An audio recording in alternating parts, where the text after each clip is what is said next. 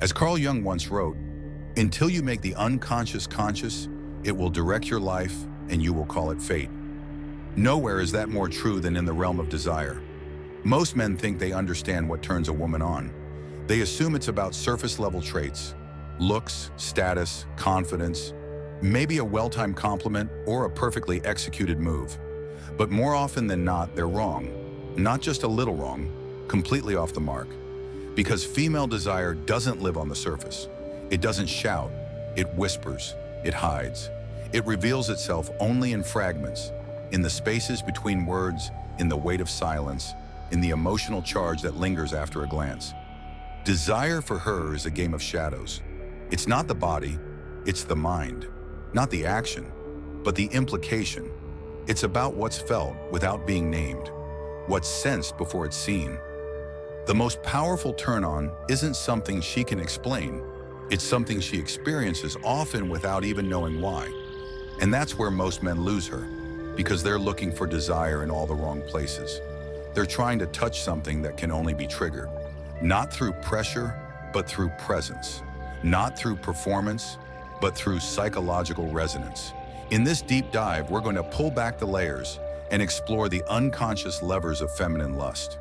We'll look at emotional priming, the way storytelling and tone build arousal long before touch. We'll examine power, not domination, but presence, and how subtle tension speaks louder than any seduction line ever could. And we'll decode the overlooked art of intellectual stimulation, mystery, and restraint. By the end of this journey, you won't just understand what turns her on. You'll understand why she responds and how to speak to that hidden part of her most men never reach. So stay with me, because the last section of this video might just rewire the way you understand attraction forever.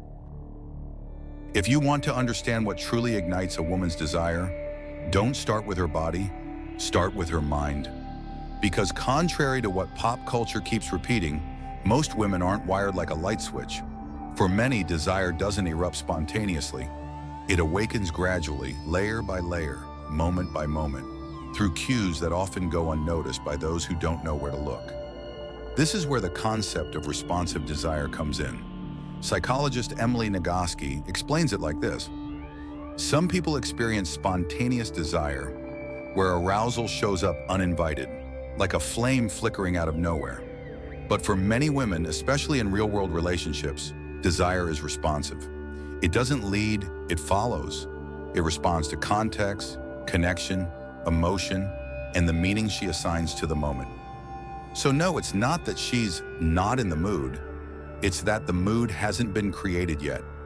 You see, arousal for women often emerges from a rich internal atmosphere, not from visual cues alone, but from what surrounds those cues. It's not the touch itself, but the build-up before it. Not the compliment, but the tone in which it's delivered. The quiet confidence in your words. The way you notice her, not just her appearance, but her being, her rhythm, her hesitation, her fire. Studies in neuroscience show that female arousal activates more brain regions linked to emotion, memory, and complex decision-making than it does for men. It's not a direct line from stimulus to sensation. It's a web, a delicate interplay between thoughts, feelings, and what's felt between two people without anything being said aloud. That's why mental foreplay matters. Conversations that lean into nuance, glances that last a beat too long, words laced with subtle tension, suggestion, not exposure, anticipation, not immediacy. These are the sparks that flicker in the dark before desire takes form. So if you've ever wondered why some moments feel magnetic, why just talking to her can make her lean in closer, breathe differently, shift her posture ever so slightly, it's because something invisible is already happening, something psychological. Her mind is reacting, imagining, priming itself, because for her, arousal begins in the shadows of thought, long before it ever reaches the skin. But if the mind is the spark, what fuels the fire? Let's talk about emotional priming. A woman's desire doesn't just flicker to life in the middle of a kiss, or at the sight of skin, or because of some perfectly timed pickup line. More often than not, the arousal began long before that moment, quietly, invisibly, beneath the surface. It was being set up, primed, layered like a stage that was being dressed long before the play ever began. This is the art of emotional priming, and here's where most people miss the mark. They think lust is always triggered by something overt, something visual, something external. But for many women, desire is much more atmospheric. It thrives in environments that feel emotionally safe, rich, or even mysterious. It doesn't begin with touch, it begins with tone. Let's talk chemistry, literally. When a woman experiences emotional closeness, even just through deep conversation or shared vulnerability, her brain releases oxytocin. That's the bonding chemical. It fosters trust, connection, and, surprisingly, can open the doors to physical desire. This is why a woman can start feeling aroused after she feels emotionally engaged, not the other way around. And this is where seemingly small things become profoundly erotic. Music isn't just background, it's mood shaping. Lighting isn't just decor, it's a soft invitation to step into intimacy. Even scent can bypass logic entirely and go straight to the limbic brain, where memory and emotion live and where attraction is quietly molded without a single word being spoken. Now think about storytelling. Why is it that so many women are drawn to romantic thrillers, slow-burn TV dramas, and sensual novels instead of explicit visual content? Because stories allow her to feel into the character's emotional world. She gets to experience desire from the inside out, not the outside in. Take 50 Shades of Grey, for example. Critics rolled their eyes at its writing, but that didn't matter. The book wasn't about graphic detail. It was about emotional immersion. It offered a layered, evolving journey of curiosity, risk, surrender, and transformation. The sex was only the surface. The story was what seduced. Because here's the quiet truth. Women are often turned on by the feeling before the act, the energy before the kiss, the implication before the touch. But emotional setup is just one layer of this landscape. What happens when power enters the room? There's a kind of power that doesn't shout. It doesn't flex or command or try to prove anything. It simply exists, anchored, quiet, undeniable. And that's the power that draws her in. Because when it comes to desire, what turns her on isn't aggression, it's tension. Not fear, but a slow, simmering intensity. A sense that you're holding something back. Not because you're afraid, but because you know exactly when to release it. It's a dynamic that plays not on the surface of dominance, but in the undercurrent of presence. This is where the misunderstood world of dominance and submission comes in. Strip away the caricature of leather and chains, and what you're left with is something far more psychological, attunement. In the realm of consensual power play, what women often crave isn't control, it's containment. To feel the energy of a man who can hold his own emotion and hers without flinching, who can lead not with force, but with emotional precision. Henry Kissinger once said, "Power is the ultimate aphrodisiac." And for many women, he wasn't wrong. But it's not about external status, it's about inner authority, emotional gravity. That subtle, almost imperceptible command of self that makes her feel safe enough to surrender. Not because she has to, but because she wants to. This is where the line between toxic control and magnetic confidence becomes razor thin. Control suffocates, confidence liberates. One tells her what to do, the other holds a boundary, invites her into it, and doesn't flinch when she tests it. And, oh, she will test it. Because unpredictability isn't just a challenge, it's an erotic thrill. It's what makes the game worth playing. Think about the archetypes that women have been drawn to for generations. James Bond, Mr. Darcy, the brooding, unreadable, emotionally restrained man whose silence says more than his words. It's not what they say that seduces, it's what they don't. It's the sense that behind that calm is a volcano, and she might be the only one who could make it erupt. But here's the thing, power alone isn't enough. You might magnetize her attention, but what makes her crave you, what makes her stay in the current, is something far more nuanced. That's where intellectual seduction enters. There's a reason why a certain kind of silence can feel more intimate than touch, and a well-placed question can turn a casual evening into a night she never forgets. For many women, Desire blooms not from flash, but from depth. And depth begins in the mind. This is where intellectual seduction lives, not in showing off what you know, but in revealing how you think, the way you pause before you answer, the curiosity you carry, not just about ideas, but about her. It's in the thoughtful phrasing, the well-timed question, the willingness to go down a rabbit hole just to see what she'll reveal next. Attraction here isn't built on facts, it's built on mirroring.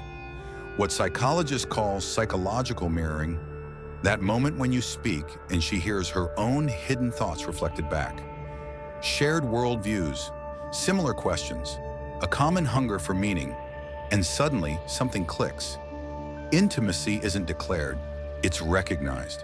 This is why witty banter can be more erotic than a compliment, why philosophical curiosity can make her lean in closer than cologne ever could.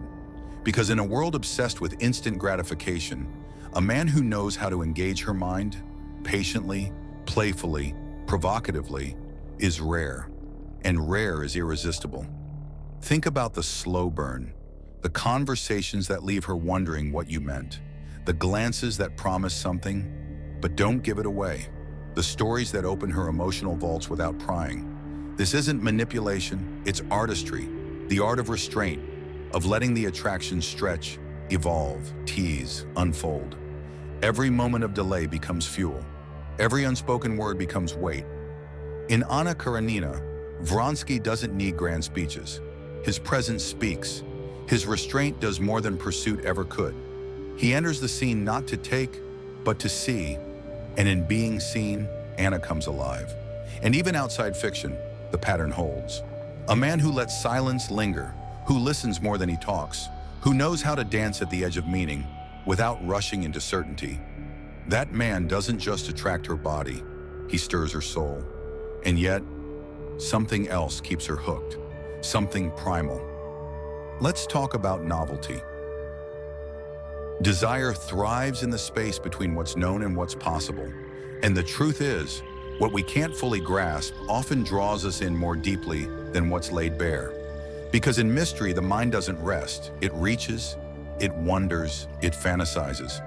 Peter Rollins once said, "Mystery is not the absence of meaning. It is the presence of more meaning than we can comprehend." And nowhere is that more true than in the psychology of lust. The limbic brain, the ancient part of us responsible for emotion and motivation, craves novelty. It's wired to seek the unexpected. That's where dopamine, the chemical of desire and anticipation, comes into play. Every time something surprises us, even slightly, we get a hit of dopamine. It makes us want. It keeps us searching, chasing, reaching for what isn't fully available yet. For many women, this novelty doesn't have to be grand or dramatic. It's often found in the smallest shifts, a new tone in your voice, an unexpected depth in your silence, a question that breaks the rhythm of the usual. That unpredictability, it doesn't signal danger, it signals life. It keeps things awake.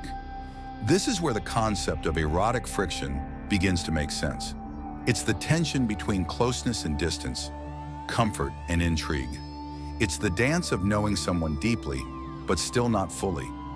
That edge, where intimacy meets enigma, is where arousal often lives. Because when she can predict your every move, desire begins to wither. Familiarity may bring safety, but too much of it smothers fire.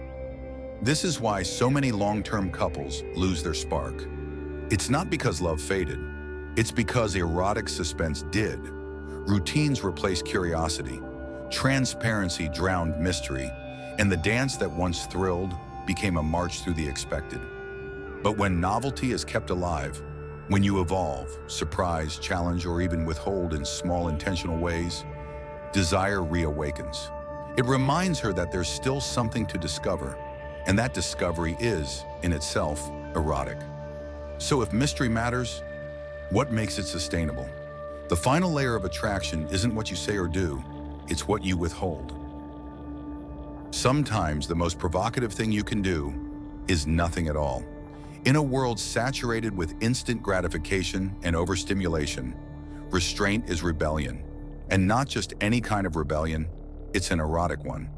Because desire doesn't only build through contact, it builds in pause, in hesitation, in the ache of what almost happened. Psychological studies on delayed gratification show us something powerful.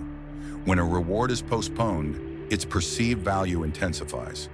The brain starts to fixate, fantasize, obsess. And in the space between stimulus and fulfillment, something deeply human stirs. Anticipation, it turns out, is one of the most potent forms of arousal. This is why restraint, when done with presence and awareness, can be electric. A well-timed silence, a look that lingers just a beat too long, a gentle hand that almost touches, then pulls back. These moments ignite imagination. They invite her to lean in, to wonder, to feel. Paulo Coelho wrote, "The strongest love is the love that can demonstrate its fragility." The same is true for attraction.